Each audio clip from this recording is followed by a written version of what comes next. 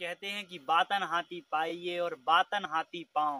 बातों से ही आपको हाथी का पुरस्कार मिल सकता है और बातें ही आपको हाथी के पैर के नीचे कुचलवा सकती हैं। इसीलिए मैं आपका आरजे, मैं आज आपको सुनाता हूँ एक ऐसी कहानी जिससे आप मधुरता अपने जीवन में ला सकते हैं। एक कहानी है, एक सुनसान जंगल में एक महात्मा जी बैठकर तपस्या में लीन थे।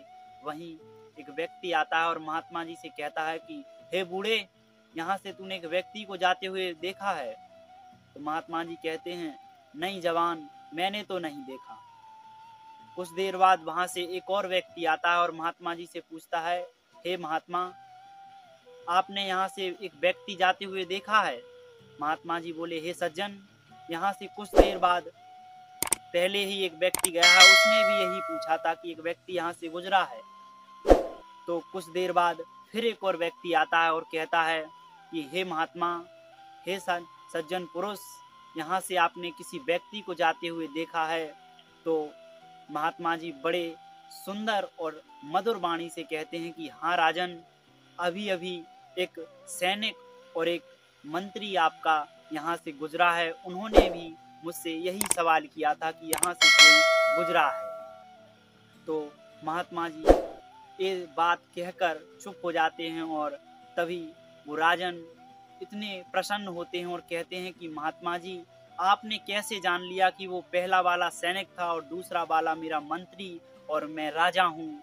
तो राजा की बातें सुनकर महात्मा जी बहुत मुस्कुराते हुए मधुर वाणी में जवाब देते हैं कि राजन, आपकी वाणी से पता चल जाता है कि जो पहले वाला व्यक्ति था उसकी वाणी में बहुत ही कर्कश था और कड़क आवाज़ थी उसकी, और जो दूसरा वाला व्यक्ति था उसकी में थोड़ी विनम्रता थी, और जो आपकी आवाज़ है वो बहुत ही सरल और सुरीली और मधुर है।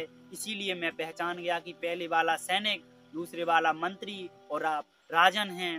ये महात्मा की बात सुनकर राजन बहुत खुश होते हैं और महात्मा जी को बड़ी विनम्रता से प्रणाम करते हुए वहाँ से निकल जाते हैं।